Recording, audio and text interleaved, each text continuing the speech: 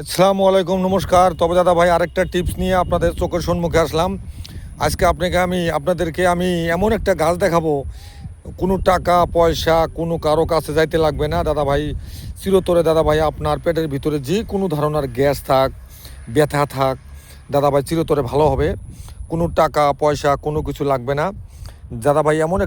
এমন একটা বস্তুর সঙ্গে আপনাকে পরিচয় করে দিব, সেই বস্তুটা দেখলে দাদা ভাই আপনি অবাক হয়ে যাবেন। সরাসরি দাদা ভাই গাছটারও এখানে আসলাম, তবে গাছটা আপনাদেরকে আমি দেখাই। তবে দাদা ভাই এই গাছটা প্রত্যেকটা মানুষ দাদা ভাই চেনেন। একে বলা হয় দাদা ভাই ঢেকুয়ার শাক। এই ঢেকুয়ার শাক যদি সপ্তাহ হয়, আপনি দাদা ভাই 3 দিন খাইতে পারেন। আপনার পেটের ভিতরে যে কোনো দাদা ভাই গ্যাস আছে, হজম শক্তি নাই, মুখে রুচি নাই, দাদা ভাই একবারে চিরতরে দাদা ভাই ভালো হবে। আল্লাহ চাইলে বহুত কিছু হয়।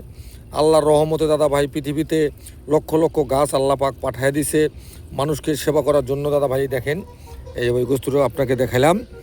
যদি এই ঢেকুয়ার শাক আপনি যদি সবসময় দাদা ভাই সপ্তাহে 2-3 দিন দাদা ভাই খাবেন, আপনার ভিতরে ফ্যাটি লিভার যেটাকে বলা হয় দাদা ভাই, আপনার জীবনে ওই কাজটা হবে না। আল্লাহ চাইলে বহুত কিছু হইতে পারে। আপনার যদি গাছের উপর বিশ্বাস থাকে, তবে দাদা ভাই বস্তুটা আপনি ট্রাই করে দেখবেন।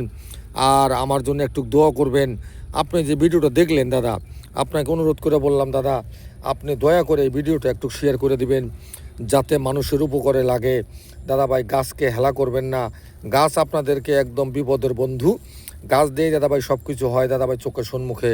এই দাদা ভাই যে ভিডিওটা বানায় দেখাইলাম দাদা ভাই দেখবেন, আর এই বস্তুটা ভাই খাবেন।